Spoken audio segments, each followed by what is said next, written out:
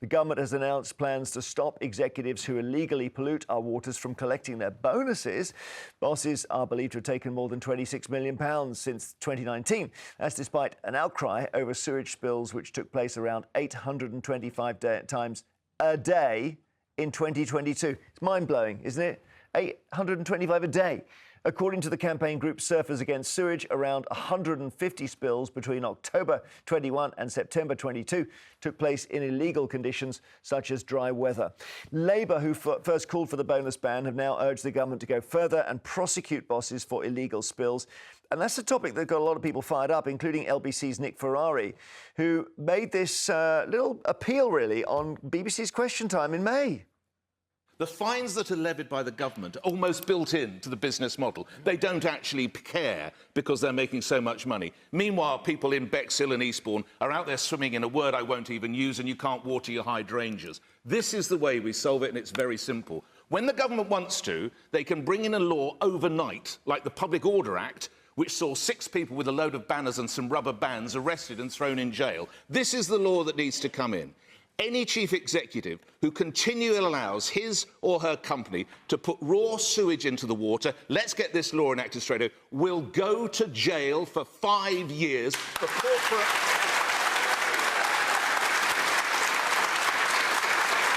Nick Ferrari, let's just think about this and ask ourselves, what would a jail for water company bosses look like? So he mentioned Bexhill there. Let's have a water jail, shall we? Let's put it on the map. Bexhill Water Jail. Imagine just Googling for that, hitting return, heading down to Bexhill and finding the tab that says, yes, that's the jail for water company bosses. And we'll just zoom in here. We put it by the sea because these guys need to be reminded of water every single day that they're in there. We've reclaimed a little bit of recreation land. It's a relatively small jail. It's about 150 yards from the beach, which is exactly where it should be.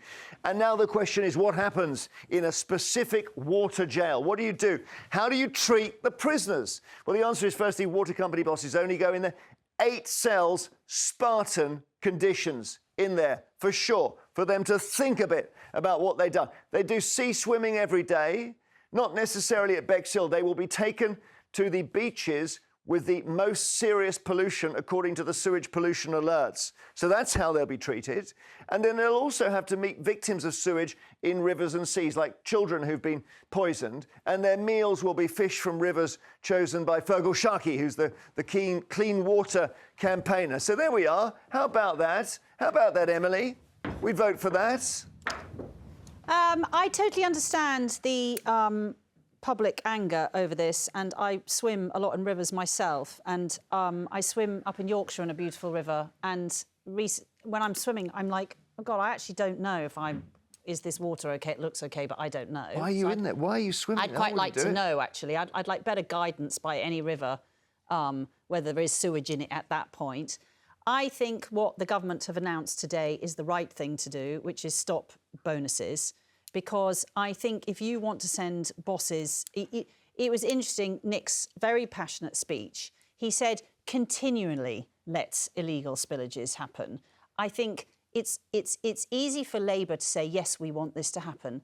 I would make a bet that if they win power, they will not actually send water bosses to jail, because if you threaten that, water bosses, many of whom actually are struggling with very broken infrastructure that has had years of money not being put in, is that you will not get anyone taking those jobs. You will get a very poor quality of person taking that job, and that, in the long run, is not going to help us solve the problem. Darryl, what do you think? I think I sort of understand the point you're making. I think there are a few excuses creeping in there. What Nick Ferrari said there, which was also really interesting, was that being fined for this stuff is baked into the business model. It's on their balance sheet as a cost that they endure every year as part of the business. And we live in Victorian Britain. Our infrastructure is Victorian, our railways are Victorian, our water systems are Victorian, and they are creaking and crumbling. And that is a massive, massive scandal. And that's part of a much, much bigger problem. And for sure, some of the company bosses are sort of at the mercy of that. But they also haven't invested. They haven't put their money where their business is. They haven't invested in our Victorian infrastructure. And it has led to a situation where they are having to pump sewage into our seas. And it is an absolute disgrace. And maybe it wouldn't happen. Maybe it is unlikely that a boss would go to prison. But I think it has to be there as a deterrent. I think we do have to do something as drastic now. Well, there was, I'm not suggesting Britain should do this, but in China they had a milk scandal where there was tainted milk and a small number of children died. Several were hurt. 2008, they rounded up the people responsible and shot them. Oh, God. Yeah, well, don't do that. Not suggesting that. We don't want to go They that don't, way. but they don't mess around. I mean, we're just talking about jail here. We're not talking about that. So why don't we punish people properly, Emily? I think we should punish people properly, but not. I don't think sending bosses to jail for spillages. I personally think they absolutely should not get their bonuses. I think if there is continuous illegal spillages and that it's shown that the company is trying to hide those or cover those up, certainly the government should have, or Ofwat rather, should have much more power to remove that boss, like shame, they should be shamed. I just think jail becomes quite an extreme. And as I said, Labour will not bring this in. Let's see. Won't. Well, we'll see. David in Liverpool, hi. Hi, David. First thing I want to say, first advert, WaterAid on Channel 5, straight after your first break, asking for money because there's polluted water in Africa. Oh, okay, yeah. When I went to school, we were given money then. So now the rivers and waters are so polluted. Go for it, David. Sorry. Just keep your mind on the job. Oh, hang on. All right. Sorry. That's okay. No, Just try and mute your TV, David. Okay. Sorry. No, it's not the TV. Sorry. Right. So what I was saying was the WaterAid. Second thing I want to say is, these people know exactly what they're doing. The TV's not on. Okay. It's muted, honestly. Okay. TV's muted. So, right. These people know exactly what they're doing. And the guy you've got on the TV there talking about no money's being spent. I worked for the Water Board 30 years ago in a different capacity, not actually for the Water Board, I was a contractor. And they never spent any money then. And this is what's happening. Things are just collapsing. And because they haven't invested the money, and now it's becoming so expensive to replace some of the drainage, especially in Liverpool. Yeah. They're not going to spend the money. They're not going to spend it now. They're not going to spend it in my lifetime. Is it the point that the houses, too much money out?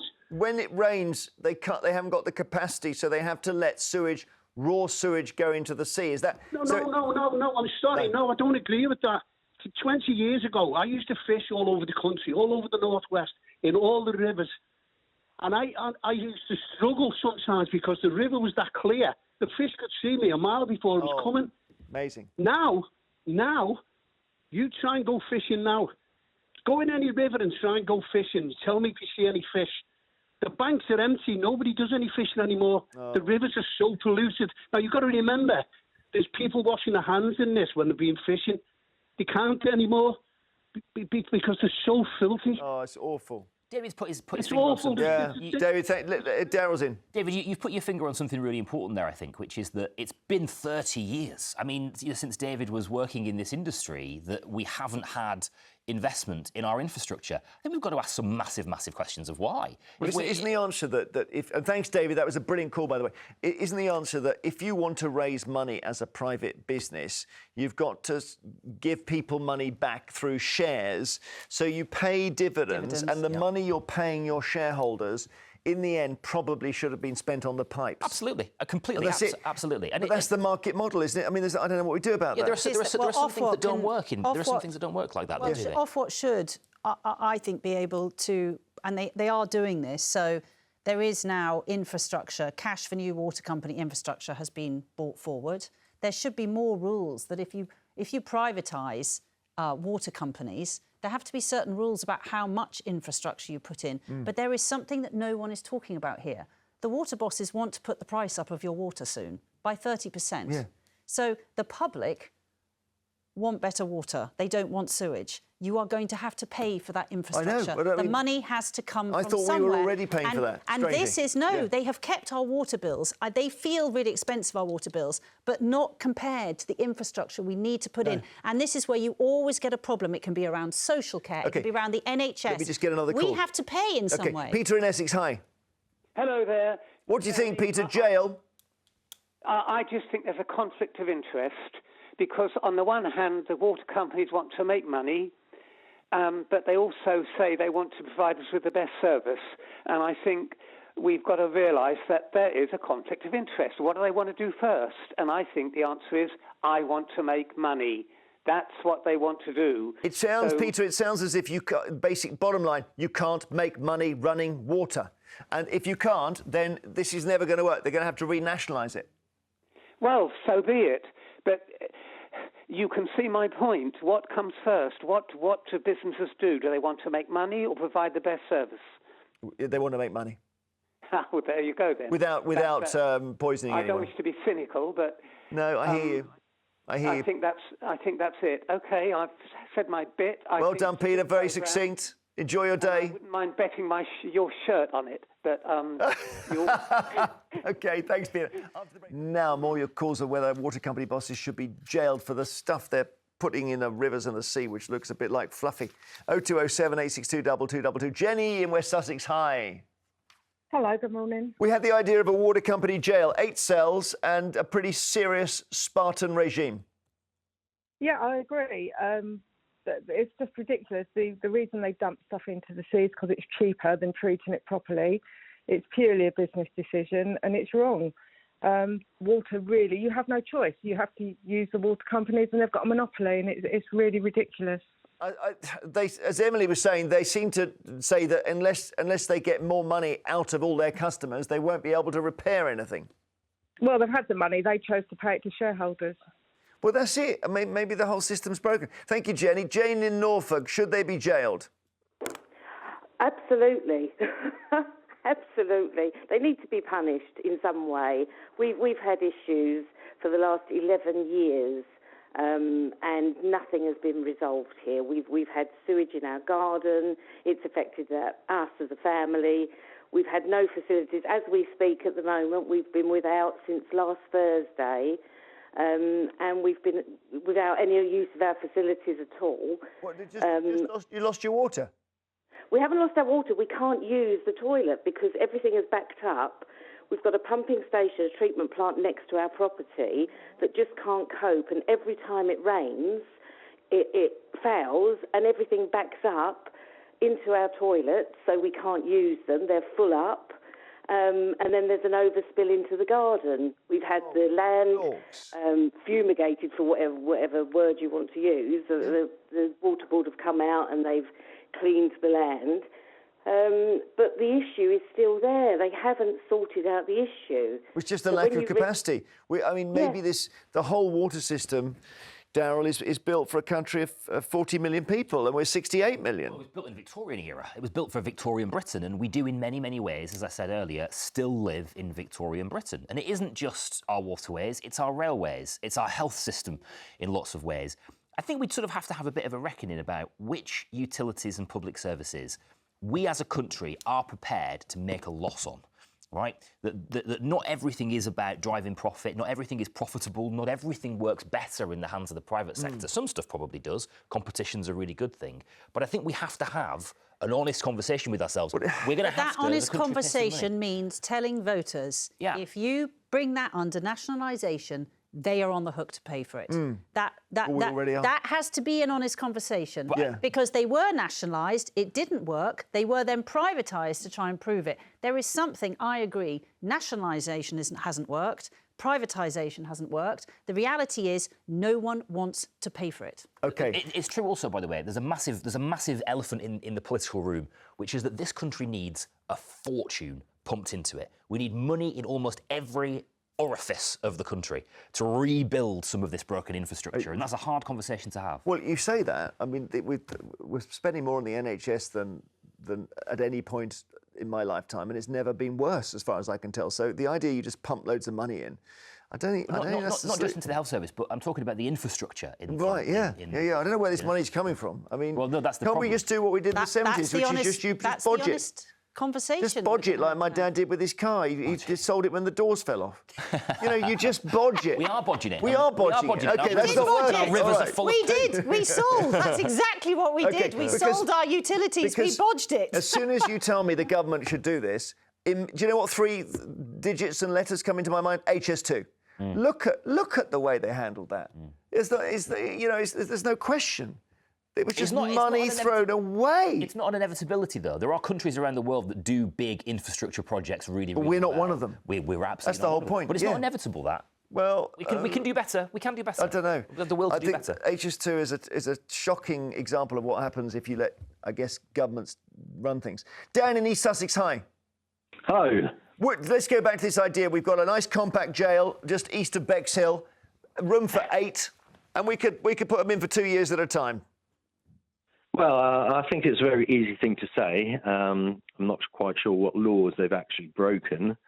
But I think my big point is, last time I checked, water was essential for all life as we know it.